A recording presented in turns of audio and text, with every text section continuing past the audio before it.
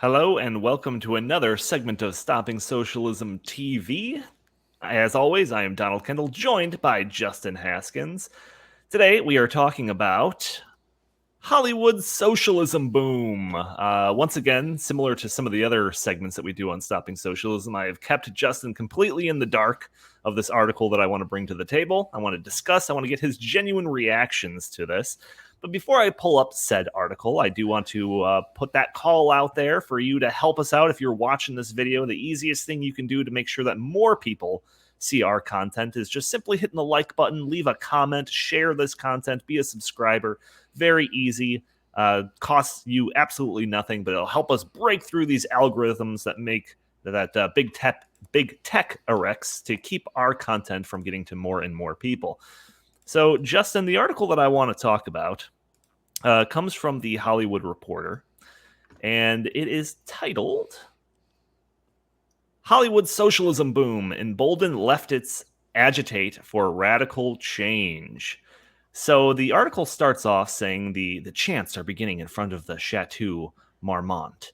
It's the evening of June 25th, and the mass protesters are marching on the sidewalk outside of the legendary Hollywood hangout, which has been under fire for more than a year over escalating allegations of labor mistreatment, including racial discrimination, sexual harassment, and mass layoffs on the onset of the pandemic.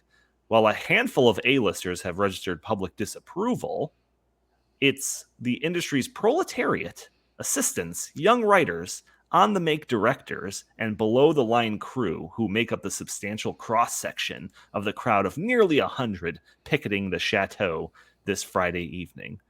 Many of these industry protesters, a diverse group dressed in various shades of red, are members of the fast-growing Los Angeles chapter of the Democratic Socialists of America and its Hollywood Labor Group. So that's what I want to talk about today, Justin. Any comments right off the bat before I dive into some of the juice of this article? The thing that always concerns me, or the thing I would love to have conversations with these people, because it's like, what do you think happens to the rich people in socialist societies? Like, what do you think happens? I'm just curious to know. Like, what do they think they're calling for here? Right. It's like, do you think your income tax is just going to go up a little bit and that's it? Like, that's all? You just have to hide a little bit more of your money offshore, and then you're good. Yeah. Like, that's not what these people are calling for. Like, the DSA wants to end capitalism. Do you know that? I mean, like, do you understand that you are rich because of capitalism? Right. I would just love to know what they have to say about that. Solely capitalism, outside of the propaganda stuff that we talked about in one of our latest videos in China, like, what role does Hollywood in the entertainment industry really have in a purely socialist society? Right? Yeah. Like, that's like the first thing to be cut when you're Well, when you're rationing like goods and services, like, entertainment is not important. Unless it's for propaganda's sake, which we actually will get into a little bit in this article. So it says, in the past few years, a new wave of Hollywood leftists seeking transformational change has been growing in a number of Los Angeles chapter of DSA. These entertainment workers believe that the industry's entrenched style of corporate neoliberalism, with industry moguls, with industry moguls wielding outsized political power and the glorification of young artists living on little while attempting to achieve their dreams, needs structural recasting, not to mention a narrative correction. So we need socialism to help the struggling... the starving artists. Okay. Exactly, right. Yeah. Let's remake the entire global economy to help the struggling artist that's working at the Cheesecake Factory. Like, that's really a top priority for us. So the article talks about how this was actually fueling this movement in Hollywood is, other than the underlying socialism that's been there for a long time, but fueling this new wave is Bernie Sanders and AOC's success. So it says, fueled by the success of openly socialist politicians like Senator Bernie Sanders, Representative Alexandria Ocasio-Cortez, and the recently elected LA City Council member Nithya Ramin, As well as justice movements roiling the industry, the chapter has tapped into the frustrations of the idealistic rank and file. The latest iteration of the DSA's LA chapter began in 2010, but remained a somewhat sleepy local until Sanders' 2016 presidential election brought brand recognition to socialism. In 2015, the local chapter had 270 members. By 2017, the member shot up to 800, and now there are 5,500 members in this LA chapter of the Democratic Socialists. They all have jean jackets. Each and every single one of them. That's true. It's an army of jean jackets. Okay. Yeah, it's one of the people that are considered a historian of this movement is quoted saying they can allege that they are for a pure vision of economic opportunity and redistribution. Socialism's not the dirty word it was in 1955. That's true. It's true, and it's so funny that they say that because that was one of the first things that we started talking about on this channel or under the Stopping Socialism banner was that we wanted to put that like negative connotation back on socialism because we had recognized that it has dissipated over the last couple of decades. Yeah. So that was fantastic. So what are these people fighting for? It's a very long list. It's scattered all over the place. So this is just, again, reading from the article. Meanwhile, higher-profile DSA members like Catastrophe's Rob Delaney, by the way, there is a ton of people referenced in this. Some that you probably recognize, certainly related to shows and movies that you recognize. I don't know what Catastrophe is, but Rob Delaney have helped lift the organization's profile. Quote, "I joined because I want more democracy in the U.S., Delaney, a lifetime DSA member, says. Voting rights are under a very successful attack. And even more than that, I very seriously believe that the workers should own the control at means of production." So, like, what a range right there, man. What a range. We go from, the voting rights thing in Georgia, assuming that he's talking about, or any of the various, voter ID things that have been floated out there, to flat out socialism. I mean, that's what the workers' ownership over the means of production is, the collective ownership of the means of production. That's socialism. So at least he's kind of on target when it comes to that. They also make mention, or several different people make mention, of universal health care, rent control, against charter schools. That's factored into this as well. They view industry diversity initiatives as important, but rather empty gestures when entry-level pay has remained paltry over decades, even as student loan debt and rents soar, creating a higher entry barrier to those with less access to family wealth. So here's an idea. Don't go to Hollywood. Sounds like a horrible place. Well, rents are high, pay is low. The odds of success are very low. I don't know. Why are you going there? Just stop. Because movies like, what's that musical that came out like a couple of years ago? La La Land? It's because movies like La La Land glorify this thing, If you just work hard enough and dance on top of cars in a traffic jam, then you'll become the next, Brad Pitt. Did they become stars in that? I don't know. I never actually watched it. I've just seen the commercial. But this is a reoccurring... You've seen it? Oh, yeah. Of course you have. It was terrible. But one of the reoccurring things in here is that they constantly bring up problems that are caused by the leftist politicians and policies that they elect and enact. So the giant student loan debt, right? I mean, we've talked about this. The government is so involved in this. The guaranteed loans and all this is just caused the price of going to college to skyrocket. And there's no backstop on when the government's going to grant you money to go to school because they're all guaranteed loans and all of this. So that's one problem that's caused by it. Well, the high rents. Right. Before you get to that, the other thing that's important about the college thing is that most of the colleges are government colleges. Right. I mean, everybody forgets that part of the equation. Who do you think's charging the high tuition? Yeah. I mean, private schools are more expensive, sure, but most people don't go to private schools. Most people go to the public colleges, and they're owned by the government already. So what are you talking about? Anyway, right. Go on. The high rents as well. It's like California is the hardest place to build new housing. So of course there's going to be high rents. There's a artificial scarcity of living places there. So have you ever been to California, by the way? I have not. I've got friends So that live there, and the stories are ridiculous. California, there's plenty of land in California. Oh, of course. There's land everywhere. Yeah. There's actually, it's not like this, like you're like in Manhattan or something and you're like, well, there's no place for them to build. Like there's plenty of places for them to build. They just have insane zoning laws and rules, and that's why. Right. So they also talk about working conditions. Quote, I've met people who were covering 3 desks and never had a moment to go to the bathroom. At bar after bar, you hear from people who go, yeah, my job makes me want to kill myself, but maybe someday I'll be a big producer, says member Noah Suarez Sykes, who has worked as a producer's assistant and is currently writing a pilot about Ayn Rand's time in the entertainment business. You Nothing cannot. like a socialist writing a story about Ayn Rand's time in the business. You seriously can't make this up. No, you can't. So then some of the other people that are involved, like I said, there's a bunch of names that are scattered throughout this. One name, Constantine Anthony, a member who was elected to the Burbank City Council in 2020, spent several years working a union job at Universal Studios' House of Horrors Haunted Maze as a werewolf.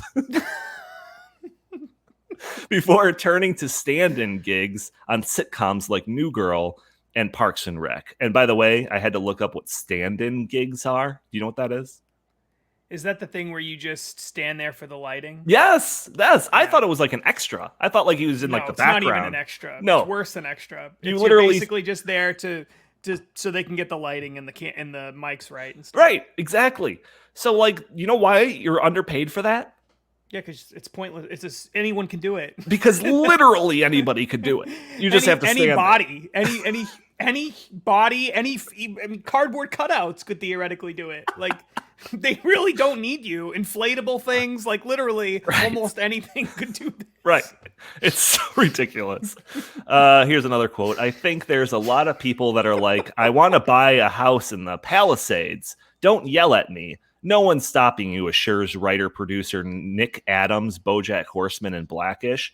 If you're buying 5 houses, maybe we want to talk to you. So thank goodness they said it at 5 because Bernie Sanders is still outside of that. He's okay at 3 or 4. So it's okay to be rich. It's just not okay to be too super rich. Right. Which is always how it starts, right? I mean, that's always how it starts. You go for the high targets first before you work all of your terrible progressive policies down the line. Right. So because you realize people are still poor. DSA LA isn't just riding a favorable political wave. Its community organizing outreach includes launching a series of get-togethers that it has branded Champagne Socialism, a take on the industry's ubiquitous networking drinks. You come and talk about your challenges at work, your production company that doesn't have an HR department, that you've been promised opportunities instead of pay, the lies that you've been told, explained Helen Silverstein, a member who's script doctor and writer's assistant at 96 Next, a mixed media, blah, blah, blah, blah, blah.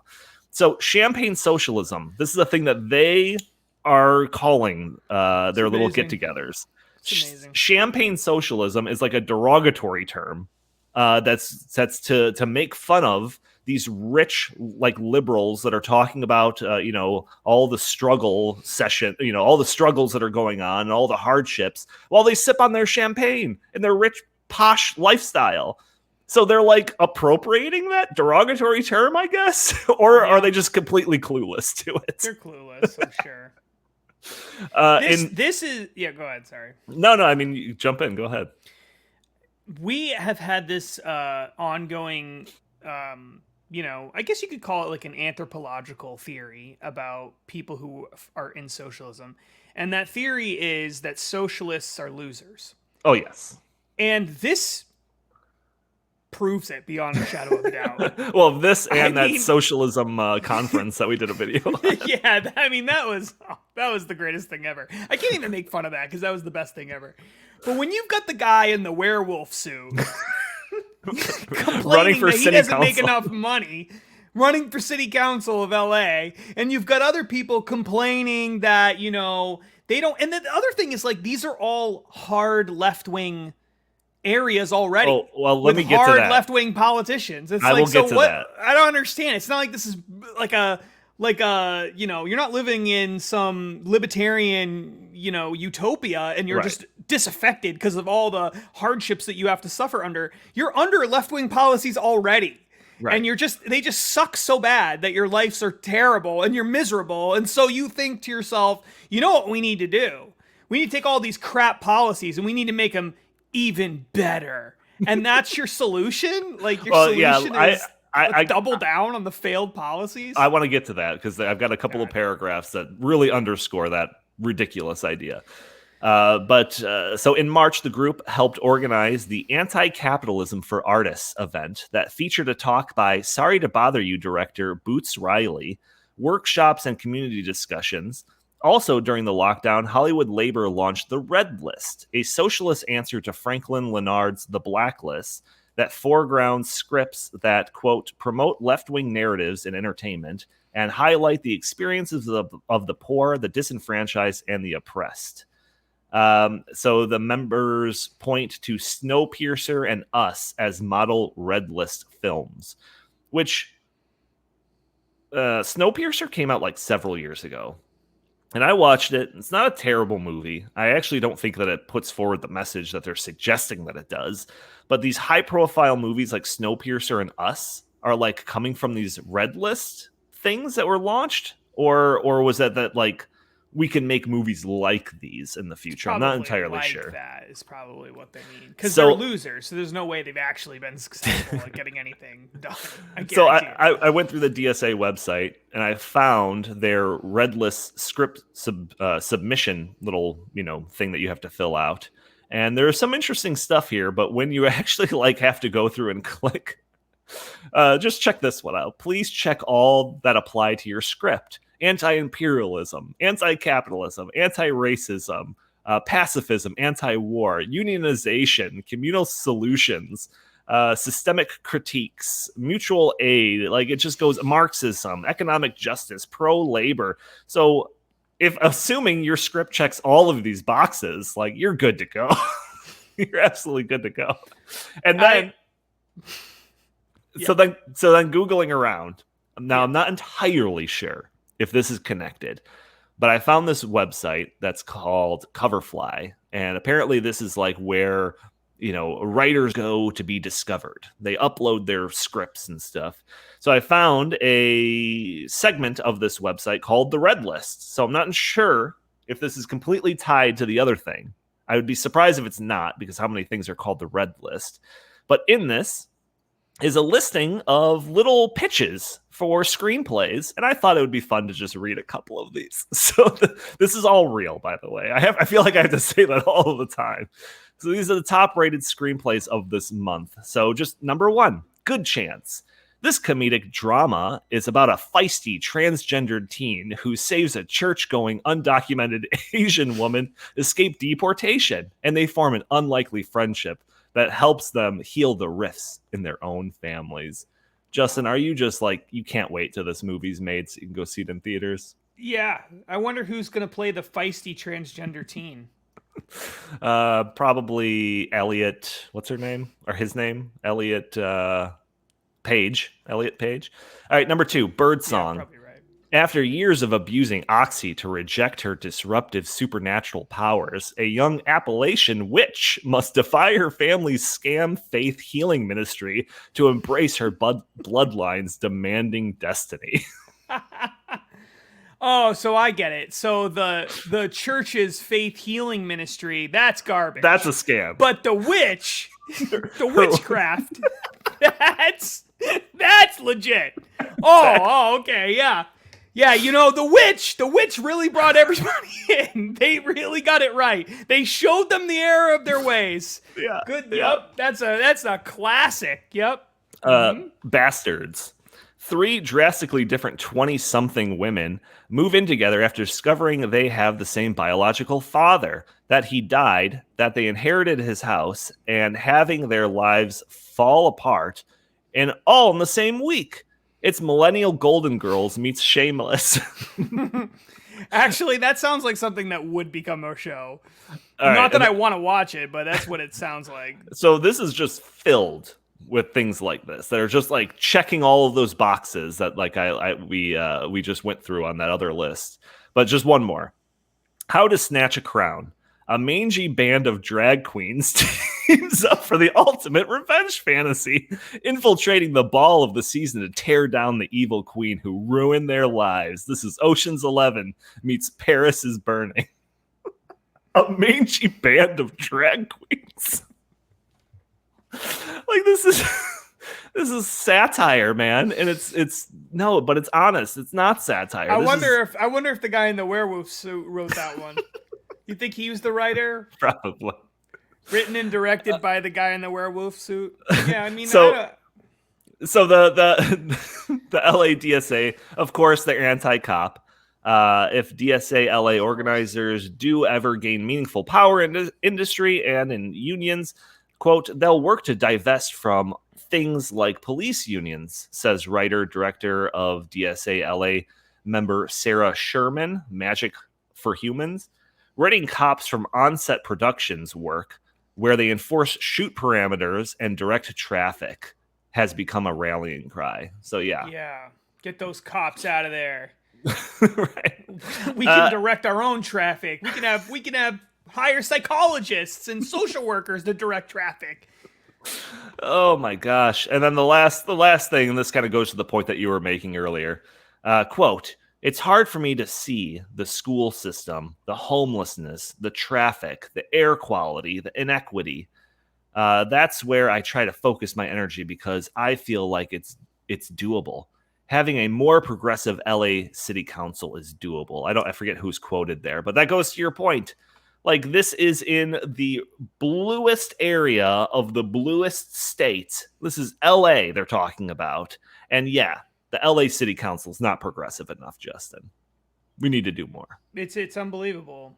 It's unbelievable. It's like it never ceases to amaze me how when you point out the failures of all of these ideas, they never, instead of just like the most obvious solution or the most obvious answer to the question of why does our lives suck so much, maybe it's the fact that the people in charge have ruined our communities over 50 plus years of being in charge. That can never be the answer. No. It always has to be something else. Right. And it's like, no matter what you do to point it out, it's like the single payer healthcare people. Well, we need single payer healthcare. Like, that'll be better. We put the government in charge. You say, well, what about the things the government's already in charge of? Yeah. Like, what about the VA healthcare system? That's trash. What about Medicaid? That doesn't work very well. It's way underfunded. It's going bankrupt. What about like all these other things?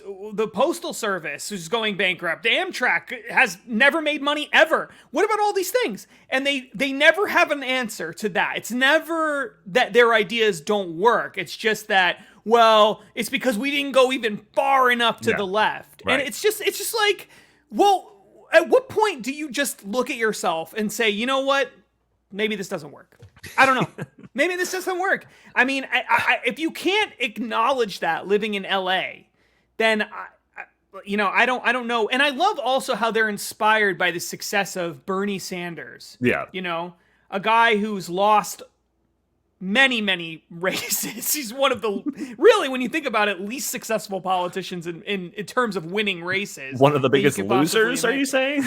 Yeah, without a doubt. I mean, the only reason he's even in the Senate is because he's in the furthest left state that there is, and there's almost no people in it. Right. And so that's the only reason that he's even where he is today. So it amazes me that these people continue to buy into this idea based on no evidence. Right. Like, what evidence is there that if we move further to the left, things are going to get better? There is none. It's blind, like, faith. Well, that's all it is. Now, all these people that are have 3 jobs and can't even go to the bathroom and talking about how their jobs are making them want to kill themselves. If they just take that 5th house away from that rich producer or director, then everything will be fine. You know, that's the image that's conjured when you're reading this article, right? Yeah. It's not like drastic stuff that they're talking about. Just, we got to just take like that 5th house. And once we take that 5th house away from them, spread the wealth, redistribute everything, we'll all be good. I got one more. I got one more Yeah. quote for you. Mary Tyler Moore Show actor Ed Asner, a longtime DSA member who once served as president of SAG and AFTRA, notes, quote, "If you can't liberalize the politics at home, you'll never do it at a distance." So again, the politics are not liberalized enough in LA. So they got to work at that. They got to work at that before. If you can't make LA socialist, then you can't make America socialist. It's probably true. Which probably is true. But then doesn't that prove the point? Actually, like if you have been unable to make LA socialist despite everything you've done after all these years, like then just give up. Just give up because it's not going to work. Like clearly. So when you hear this story, you've got a bunch of socialists out there protesting in front of, the rich people in Hollywood or whatever, right? They're demanding these radical changes. What do you, as like the stopping socialism guy, like what's your response to this? Because my instinct is just like, let them have it. Hollywood's gone already. Let's see what type of dumpster fire that they can turn this into, before it all just collapses in on themselves and maybe hopefully, wakes people up from this, this dream that this is going to cause all of the great things to happen. But what do you think? Yeah, the problem is, and this is really one of the greatest challenges to this debate. The greatest challenge to this debate is not proving that the other side is wrong. That's easy to do. There's lots of evidence that proves the other side is wrong. The problem is the other side is so unwilling to look at the evidence, no matter how obvious it is, no matter how in their face it is, it doesn't matter. And so they will suffer through infinite amounts of failure because their idea is so theoretical, it will never actually happen. So they'll always be able to say, well, if we just had a little bit more collectivization, if we just had a little bit more equality in society, if we just had this and this and this, then everything would be fine. We'll never get any of those things. So they can always forever point to them. This is why Karl Marx, despite all these, more than a century of people trying and failing communism, why there are still people that think that it will work because we've never gotten there because it's impossible, but they don't see it that way. They think it's just this idealistic vision and really the mistake that people on the right make is that we don't ever present our side as utopia the way they present their side as utopia. And maybe that's a huge mistake on our part. Now, I think the reason why our side doesn't do that is because we're honest. Yeah, we recognize that utopias are not really possible. Not really possible. But maybe that's the problem. Maybe what we should be doing is saying, if we just had a free market libertarian society, it would be utopia. Right. And all of our problems would be solved. And then anytime anyone points to any problem in capitals, we could just say, well, it's because we don't have a utopia. Right. That's all. We just got to get to the utopia. And then once we're there, all the problems will be solved. See, I think that's a little dishonest because I think the problem is human beings, not the system that human beings create, that systems can make things better or worse. But the reason why we don't have a utopia is because people are imperfect. So you're not going to have a perfect society. But but it's a better marketing technique, right? It's better to present yourself as, we promise you the world. They do that, and they can do it forever because of how utopian their whole system is. And we refuse to do that, and maybe that's the problem. I don't know. When I was reading through this, and I guess I would chalk this up to, ignorance, but when I was reading through this, I was kind of surprised at how collective or monopolistic the whole industry really is, right? It's like, in the last decade or so, with all the streaming services and Netflix and the Hulus and all of this different streaming services, it seems like that just opens the door for a whole lot of opportunity for other people to enter this field, to make little shows that maybe wouldn't be run on NBC, but hey, maybe Netflix will buy it, right?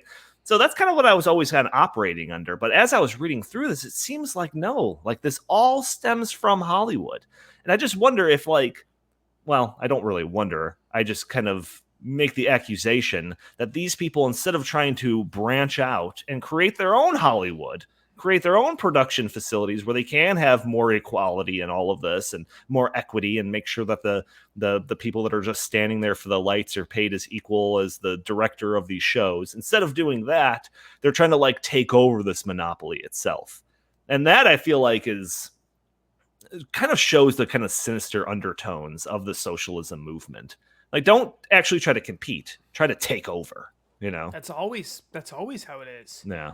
You know, it's always, well, we're our societies aren't there's nothing stopping any group of socialists anywhere in the world from getting together and moving to Vermont and creating a commune. Nothing. Right. If you want to do that, go for it. A Hollywood competitive commune. Yeah, go for it. Why? Like, I don't care what you do. Go for it. Go start that soybean commune. I don't care. But they don't want to do it. They don't want to do it. Why? Because it's so much easier to just, you know what, let's just elect politicians that will take all the stuff from the people around us. Yeah. And then we'll be so much better off. Right. And it's like, I mean, honestly, if they were being really honest with themselves and true to their own ideology, they would all give up all the possessions that they have and then go start their own commune somewhere. Right. Right. And that actually, if you add up all the Hollywood people, the Ed Asners of the world and all of these people, you take all their money, they all pool it together, they probably have enough money to build a commune somewhere. Right. So why don't they go off and do that? Yeah. Because it's not enough for them. It's not enough to just go off and live in communal happiness and peace. They have to take away from other people that have things. And you know what? In Hollywood and in corporate media and in LA, I'm sure there's all kinds of corruption and unfair practices and all sorts of terrible things. But that's because we don't have a libertarian utopia.